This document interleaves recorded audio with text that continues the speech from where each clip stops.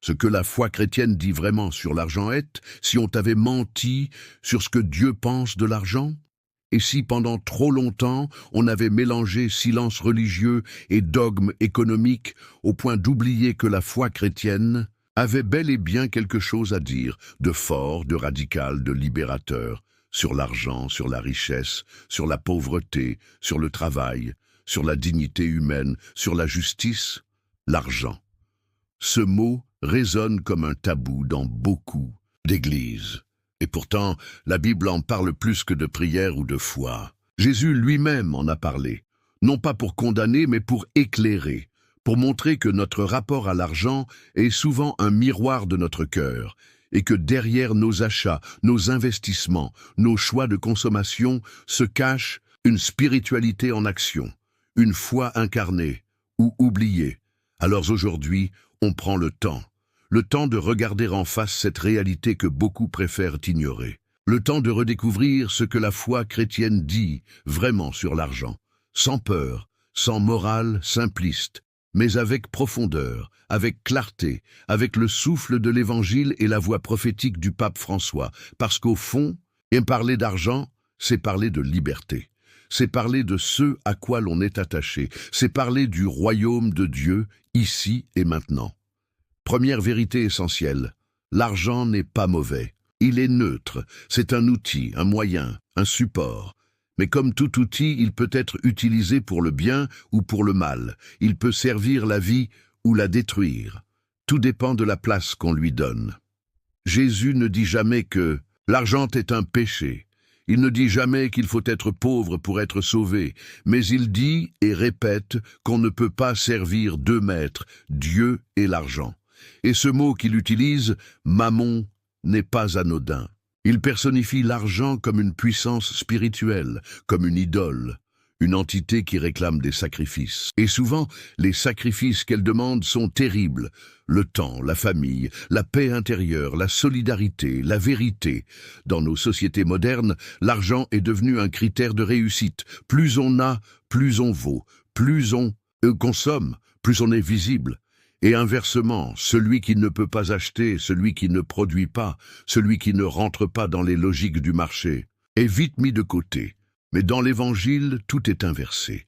Les premiers sont les derniers. Les pauvres sont appelés bienheureux.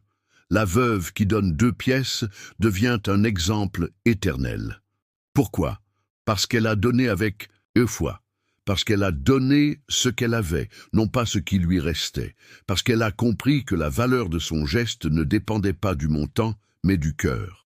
Le pape François, dans ses nombreuses interventions, n'a de cesse de dénoncer le pouvoir destructeur d'un système économique qui met l'argent au-dessus de l'homme.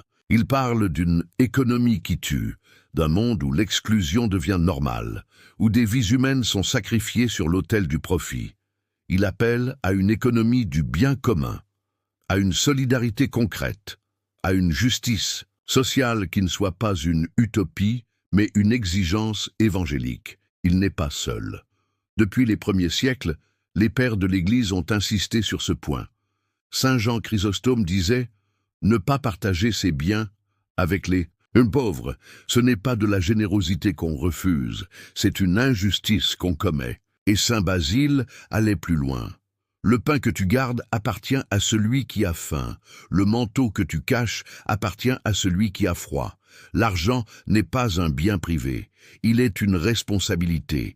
Il est un bien confié. Dans la logique de l'Évangile, nous ne sommes pas propriétaires, mais intendants.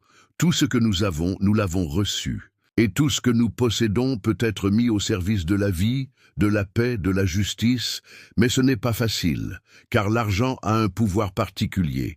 Il sécurise, il rassure, il donne l'illusion du contrôle, il flatte l'ego, il rend visible, il donne accès à des privilèges, et petit à petit, il devient un refuge, une sécurité, une identité, une justification. Et là, il devient une prison.